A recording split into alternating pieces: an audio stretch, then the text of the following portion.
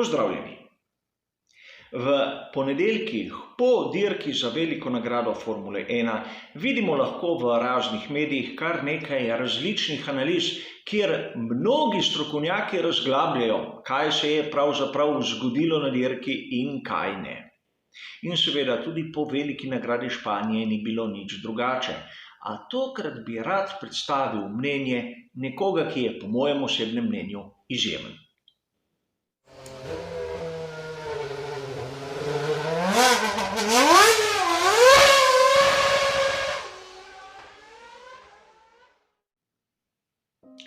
Marsikdo izmed vas je verjetno tudi opazil, da je večina člankov, ki jih prebiramo v teh ponedeljkih po veliki nagradi, hočeš nočeš posvečena skuderiji Ferrari.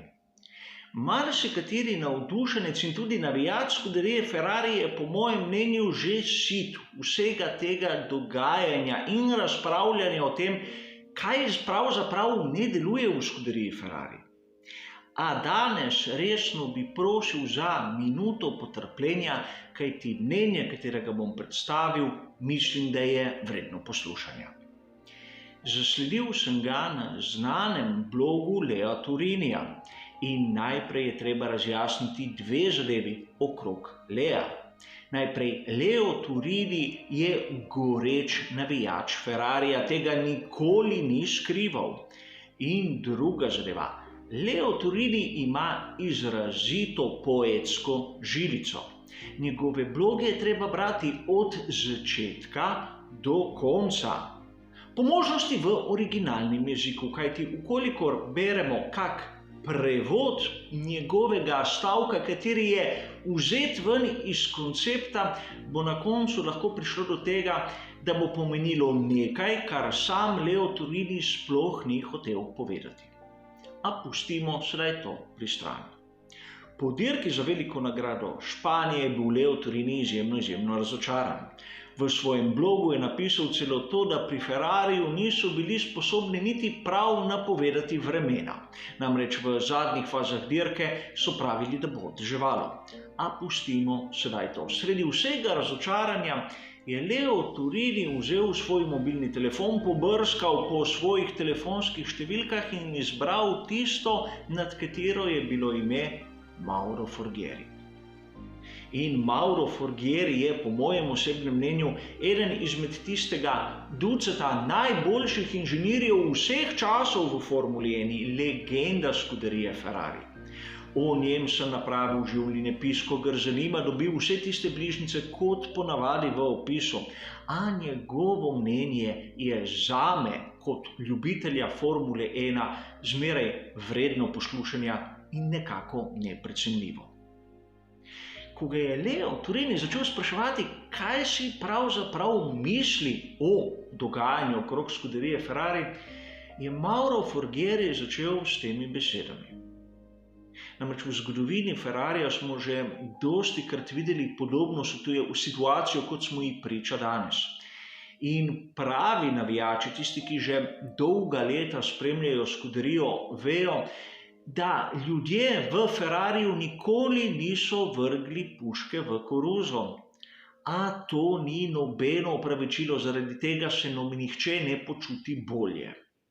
In povedal je tudi nekaj zanimivega. Namreč Mauro Forghieri nikoli ni sam reševal težav v skuderiji Ferrari. Naj vas spomnim, bil je tehnični direktor od leta 1962 do 1971 ter od 1973 do 1984. Bil je osebni prijatelj Enza Ferrarija, verjetno eden izmed tistih, ki mu je bil najbližje. In zato približno ve, kako deluje tudi danes struktura skuderije Ferrari in razume bistveno bolj tisto, kar se dogaja, kot na primer jaz, kateri gledam od doma na televizijskem ekranu dirke. In prav zaradi tega sem izbral njegove besede, da bi poudaril določene točke, katere ne slišimo prav pogosto v drugih medijih. Namreč začel je s tem, da vidi poglavitno težavo v današnji skuderiji Ferrari v kadrih, v človeškem potencialu. In takoj ga je Leo Turini vprašal za pojasnitev, za prevod, za skrajšano verzijo, kaj je hotel povedati. In Mauro Forghieri s svojo hudomušnostjo je hitro dodal to, da po njegovem mnenju denar v Scuderii Ferrari ni problem, problem so ljudje. Namreč Mattia Binotto je na izjemno težki poziciji, namreč vsi navijači in tudi mediji so izjemno zahtevni do Scuderie Ferrari in nima nobenega, na katerega bi se lahko naslonil v tem trenutku.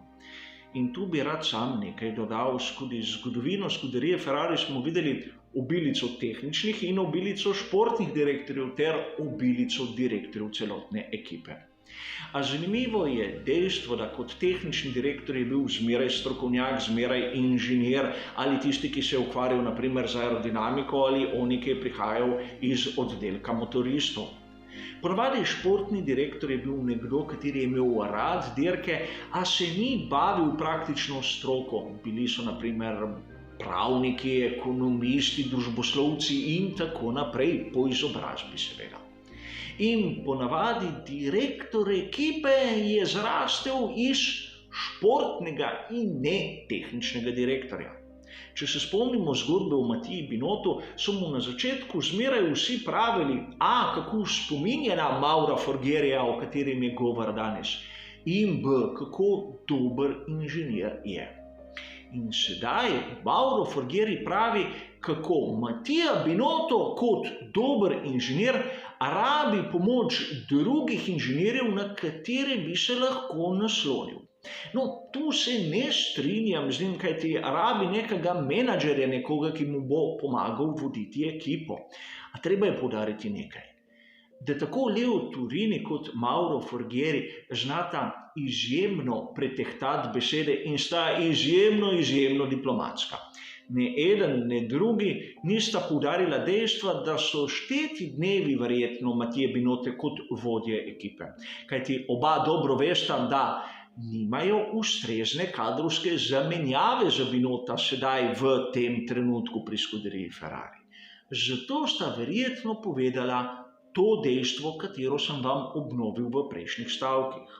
Torej, težava pri Ferrariju so kadri. Kadri, katerih vsi navdušenci dobro vemo, da na tržišču jih ni veliko. Sedaj vprašanje je, kaki kadri. In seveda po drugi strani je Mauro Forghieri povedal še neko zanimivo dejstvo. Namreč povedal je, da Charles Leclerc kot prvi voznik v Scuderii Ferrari se mu ne zdi najboljša izbira. In to zaradi tega, ker gre za voznika, kateri nima za sabo 50 dirk za veliko nagrado v Formuli 1. Pritisk, kateremu je podvržen v Scuderii Ferrari, je ogromen in Mauro Forghieri pravi, da kljub temu, da je izjemno talentiran, misli, da ni pripravljen za to vlogo. In tu z Maurom Forghierijem se moram absolutno strinjati. Povedal je tisto bistvo, katerega marsikateri novinar in marsikateri navijač noče videti in noče slišati. In na to se je obrnil na tehnično plat pri Scuderii Ferrari. Namreč Leo Turini ga je vprašal, če je tista tehnična direktiva FIA tista, ki je točno določila, kako se gleda porabo goriva, tisti glavni krivec za slabe predstave SF1000 v tej sezoni. In seveda zopet Mauro Forghieri nam je postregel z enim biserom iz svoje modrosti. Namreč enostavno je povedal, da tehnična direktiva ni pripomogla k temu, da bi bil Ferrari boljši v letošnji sezoni. Ampak tu ne gre iskati krivca za ta polom, ki ga vidimo pri SF1000. Problem je v šasiji SF1000, katera je zgrešena. Vprašajmo se, kolikokrat smo v raznih medijih prebirali zgodbe, kako je pravzaprav FIA tista, ki je svojo direktivo pristrigla peruti Ferrariju in sedaj ni več tako hiter. Nekdo, ki je zrisal ene izmed najpomembnejših bolidov Ferrarija v celotni zgodovini in da omenim samo tisto celotno družino Ferrarija 312T, nam je povedal čisto drugačno zgodbo. In mislim, da on je inženir, eden izmed najboljših inženirjev in da njegovo mnenje šteje. Bolj seveda kot moje, da smo si na jasnem. In za konec je Leo Turidi se drznil vprašati Maura Forgerija, kako bi Enzo Ferrari rešil to zadevo vezano na Sebastiana Vettela. In tu je pokazal Mauro Forgeri vso svojo človeško veličino, ko je najprej poudaril, da zelo nerad odgovarja na taka vprašanja, kajti mnogi bi njegove besede obrnili in začeli govoriti zgodbe, kako bi ravnal Enzo Ferrari, čeprav mnogi tisti, ki so mu bili blizu, vedo, da sploh ni bil tak človek, kot ga mnogi rišejo v raznih člankih.